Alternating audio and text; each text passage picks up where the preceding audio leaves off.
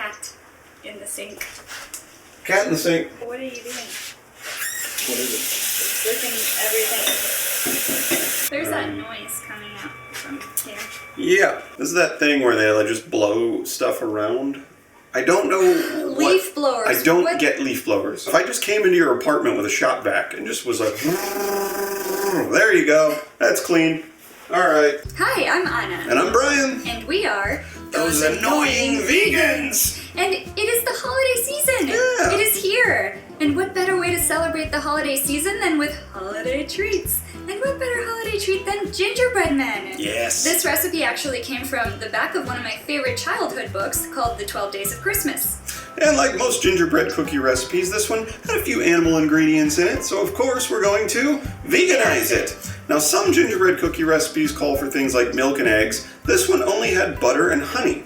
So we used non-dairy butter and agave.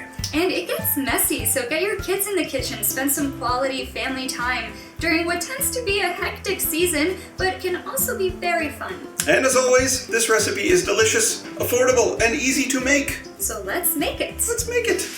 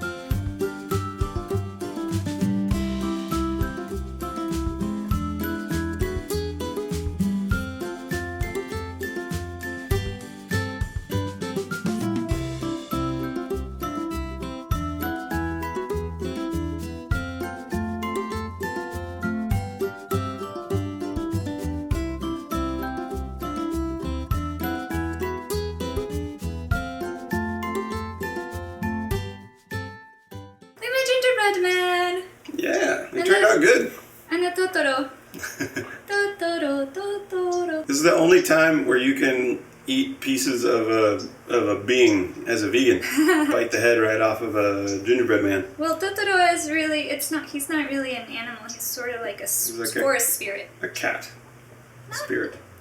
Yeah. Is it like a Hello Kitty thing where it clearly looks like a cat, but the creator is like, no, not a cat. Not a cat at all.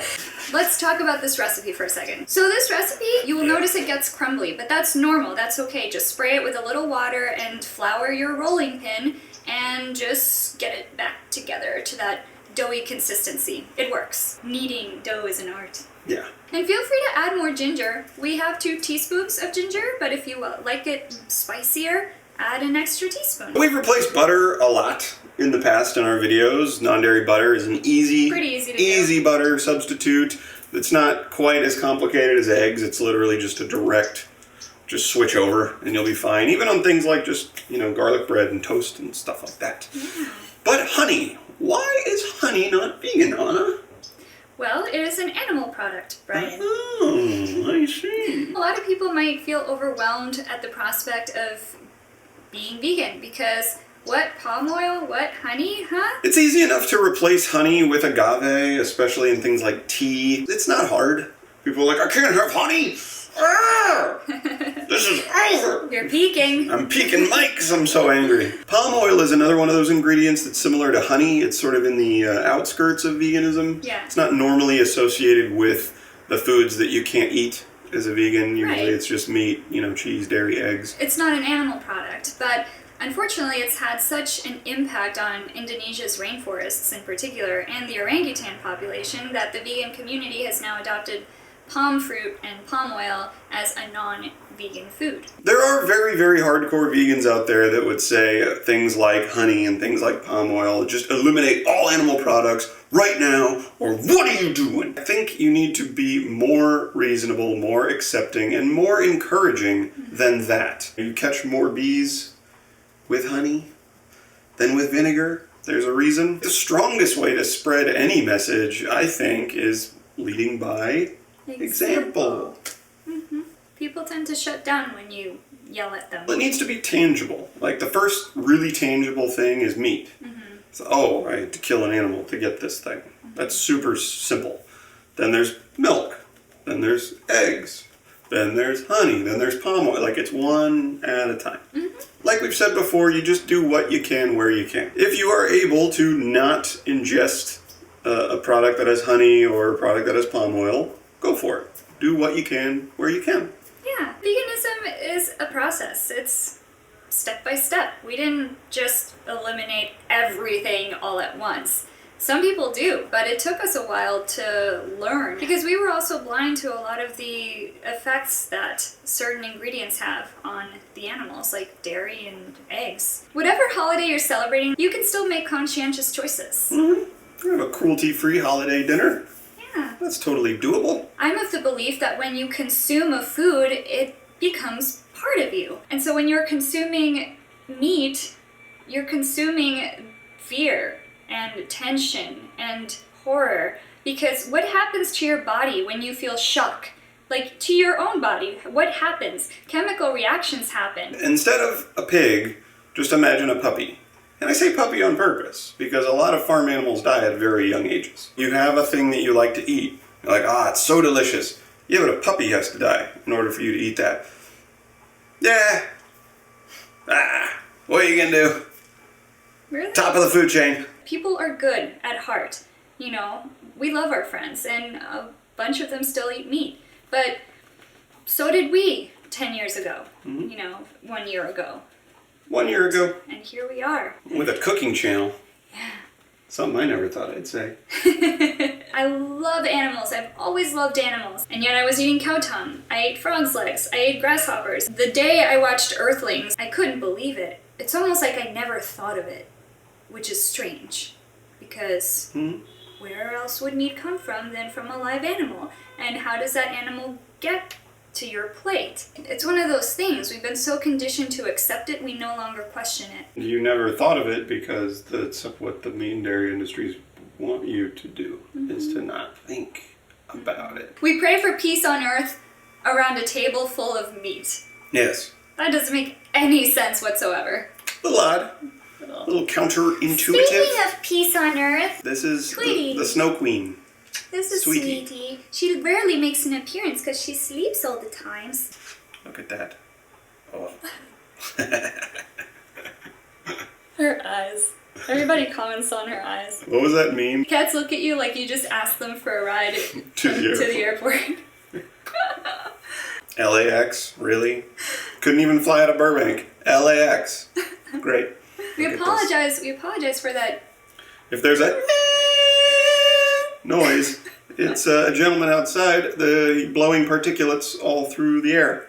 Here's the question that not that many people ask, themselves or otherwise. If you're in the process of going vegan, right, and you're starting to change up what you eat, and maybe your friends are starting to notice, like, are you going to veggie burger? What? Yeah. You start to swap out products, you start to order things a little differently around your friends, around your family. You might get these, like, weird looks or questions or what have you. You might even brush it off at first and be like, no, who said anything about vegan? I just want to have vegetables today. And then what happens is you get comparisons to, like, I remember when you used to cook steak, and I remember when you used to eat buffalo wings nonstop, and I remember when you used to blah, blah, blah, blah, blah, blah, blah. The question that never gets asked is, That's right. This person did used to consume a lot of animal products, and now they have changed their behavior. So it must be really important to them. Mm-hmm. I don't know why that connection is not often made. No, it's not. People don't, like, I think we mentioned this in a previous video. Most people don't take it seriously. They're like, oh yeah, there are vegan friends. It's seen, I think, more of a dietary choice, not a lifestyle choice, not a moral choice, you know? So, and you know, people stay away from that because it's uncomfortable. Co-hosting my own cooking show has actually made me appreciate food more than anything. And going vegan has made me appreciate food more than anything. I say this all the time. I say that you saved my life, you changed my life. It's true. Also, being the very, like, scientific, pragmatically minded person that I am, you start to look at this and you go, oh, that's right, cows need to be pregnant in order to get milked. Oh, which means they need to give birth to a baby cow. Oh, but the baby cow wants the milk. Yeah, but we take it. Oh. You never push anything away. You never just glaze over and go like, okay. Well, I am a human being, so I am flawed, but I try to remove emotion and look at things logically whenever possible. Mm-hmm. So that knee-jerk reaction of like, I'll never do this, or screw that, that's emotion. Take that out. Just look at the situation. Mm-hmm. Look at both sides. Mm-hmm. So I like to hear both sides of an argument. Yeah. And I like to have conversations and discussions about stuff and get into both sides. Mm-hmm. It's probably an age thing. Yeah. Just calming down. As Bill Nye has said many times, we are more alike than we are different. Spread the love this holiday season. Spread the love. And enjoy some gingerbread treats. Yeah. We'll be back in the new year with an amazing treat. I'm so excited for our first video of 2017. You guys are gonna like it. And if you like this video, feel free to click the thumbs up button right there. And if you haven't yet subscribed, click the subscribe button and we will bring you more delicious recipes. Yay! Happy holidays! Happy holidays from those annoying vegans. I really can't stay. I don't know the words. Baby, it's cold outside. I know, I don't know any of those words. I'm so sorry.